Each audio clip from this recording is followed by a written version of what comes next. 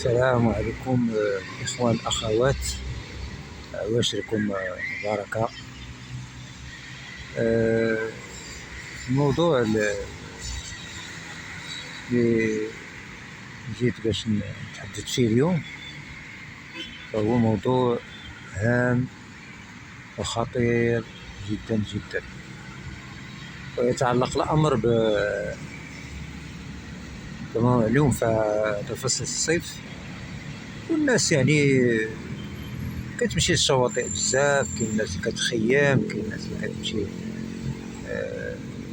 جوج مرات 3 في الأسبوع. فالرسالة ديالي هي رسالة مهمة جدا لسبب بسيط، وأن ممكن يعني يستبدلنا بعدد الوافر من المصطافين، ويمكن يعني تكون تساعد على توفير أرواح بشرية من المشاكل اللي كتعلق بالشواطئ والبحر بصفة عامة. فاللي بغيت نقول في هذه الرسالة هو أن، ونحاول نختصر ما نطولش بزاف، هو أننا حنا أنا شخصيا يعني بحكم أننا كبرنا حنا يعني في الشاطئ ديال عين دياب، يعني الطفولة كنا ساكنين يعني في واحد الدار يعني اللي كانت تابعة للإدارة ديال المياه والغابات، وكانت تتواجد يعني قرب سيدي عبد الرحمن وشاطئ عين دياب. وربما اللي تعرف المنطقة فهي كنا في قرب غابة سيد نيبال. فحلينا عينينا صراحة في البحر، حلينا العينين ديالنا في البحر، ولهذا يعني كل الأشياء يعني الخبايا ديال البحر يعني عندنا إحاطة بها. فالأخ الكبير ديالنا فهو سباح كبير، سباح ماهر، وحنا بطبيعة الحال الإخوان اللي جينا من بعدو فتحنا عندنا الحمد لله شي بركة في السباحة. فاللي بغيت نقول هو أن البحر الأبيض المتوسط ربما سميتو البحر الأبيض المتوسط يعني ربما يعني ما فيش الخطورة بحال اللي كاين في المحيط الأطلسي. فالمحيط الأطلسي البحر في غالب الأحيان تيكون هائج. وهنا أخص بالذكر شاطئ عين دياب. شاطئ عين دياب فين تتجلى الخطورة ديالو، وأنه دائما الشاطئ فيه هيجان الأمواج دائما باستمرار، و يعني فترات قليلة جدا اللي تيكون شوية كالم، مع الأغلبية تكون بحر هائج. فالخطورة فين كتكمن هو أن فيه 2 أو 3 حالات فين كتكون الخطورة، هو أنه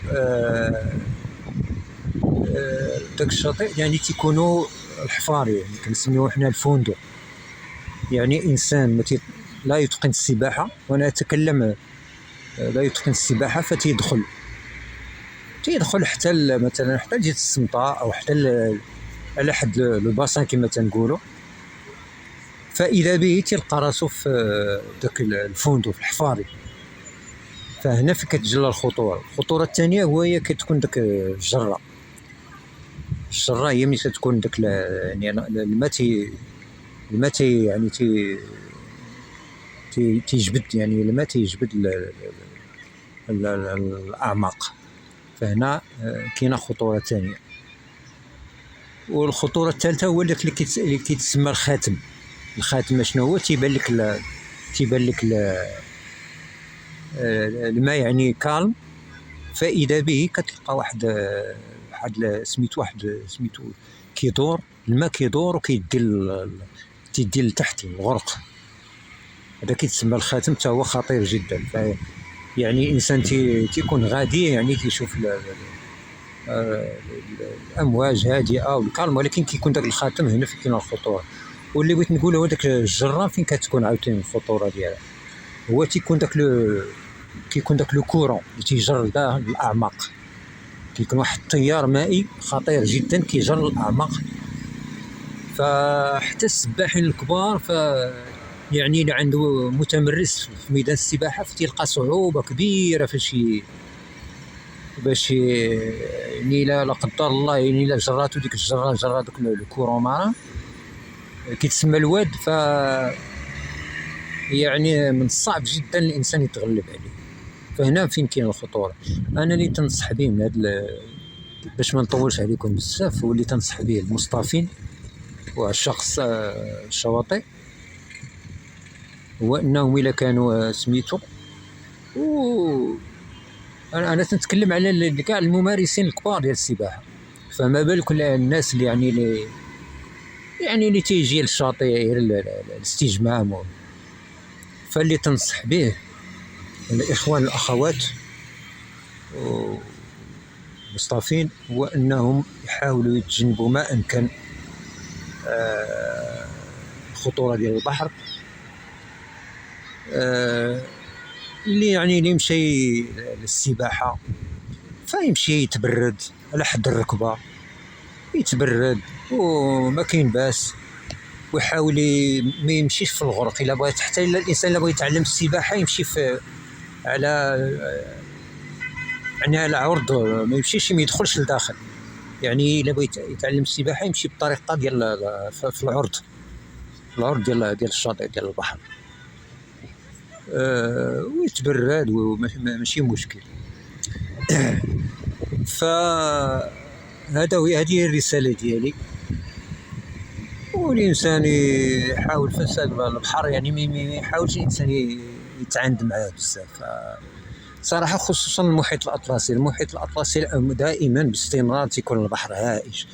بقات واحد الاشاره مهمه، هو ان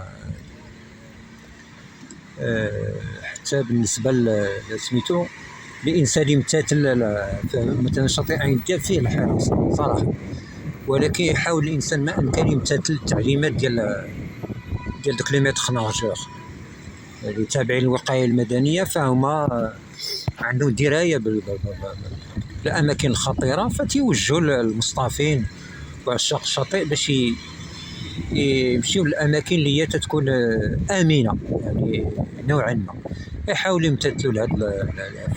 فهما يعني في عين المكان للسلامه والامن ديال المصطافين، وحاولوا يمتثلوا. فهما اكثر كيستعملوا دوك الصافرات، فالانسان يمتثل لهم ويحاول، والانسان يحاول ما امكن يعني يدير المجهود ديالو باش يدوز نهارو بسلام، يتبرد مع راسو ويدوز اوقات زوينه، ويمشي يروح للمنزل ديالو في امن وامان. هذا كل ما يمكن نقوله في المداخله في الفيديو. فأتمنى أن تكون رسالتي قد وصلت إلى إخواني وأخواتي، فحاولوا هذه المعلومات حاولوا تشاركوها مع الأصدقاء ومع العائلة ومع كل الناس لتعم الفائدة ولتجنب المخاطر ديال البحر ولسلامة الجميع. إخواني أخواتي، أشكركم على المتابعة، وإلى اللقاء في فرصة قادمة وفي فيديو قادم إن شاء الله. السلام عليكم ورحمة الله.